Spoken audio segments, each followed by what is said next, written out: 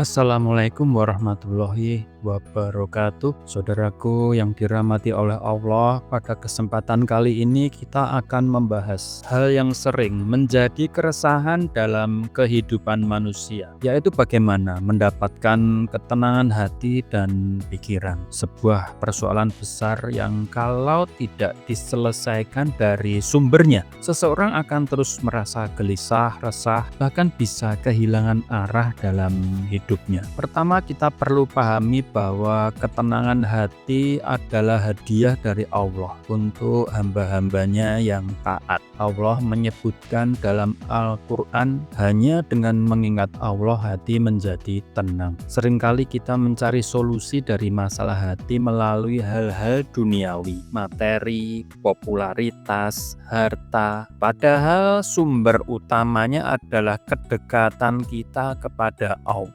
Saudaraku, kemaksiatan adalah penghalang utama ketenangan. Ibnu Qayyim rahimahullah menyebutkan maksiat membawa dampak buruk yang tidak hanya menghalangi hati dari ketenangan, tapi juga memblokir ilmu, rezeki, dan kebahagiaan. Bagaimana banyak orang yang merasa kosong padahal hartanya melimpah di tangan. Banyak yang jatuh sakit walaupun dia sehat karena hatinya dan fisiknya itu sakit. Imam Syafi'i pernah mengadu kepada gurunya tentang sulitnya menghafal. Ternyata setelah menjaga diri dari maksiat, Allah mudahkan hafalannya. Bahkan beliau bisa menghafal buku dengan menutup satu halaman. Saudaraku, inilah rahasia mengapa ilmu sangat mudah masuk ke orang bertakwa dan tertutup bagi pelaku maksiat. Dampak kedua dari maksiat adalah terhalangnya rezeki.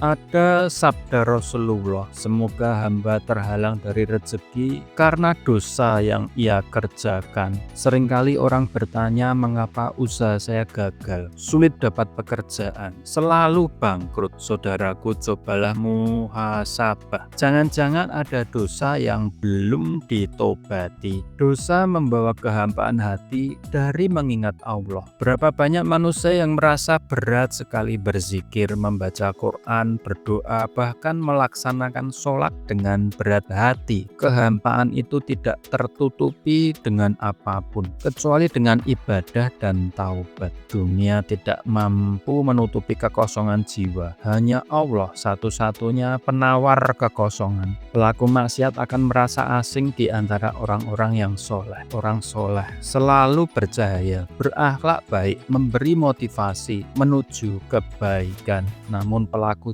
dosa justru merasa canggung, takut, dan semakin menjauh, sehingga kehilangan berkah majelis saleh, kehilangan nasihat, dan semakin mudah digoda oleh setan. Dosa juga mempersulit segala urusan. Orang bertakwa urusannya dipermudah, sedangkan pelaku maksiat setiap urusan terasa buntu, sulit, tidak tenang, bahkan sering mengalami masalah bertubi-tubi. Banyak pintu-pintu kebaikan tertutup karena dosa yang tidak diistighfari. Dosa juga menghadirkan kegelapan di hati, di wajah, dan di kehidupan. Orang yang berbuat dosa akan sering merasa sumpek, gelisah, tidak punya ide, dan wajahnya seperti kehilangan sinar kebahagiaan. Diri menjadi lemah, rezeki menjadi seret, badan mudah sakit, dan hubungan sosial pun memburuk. Sahabatku, jangan tunggu ajal menjemput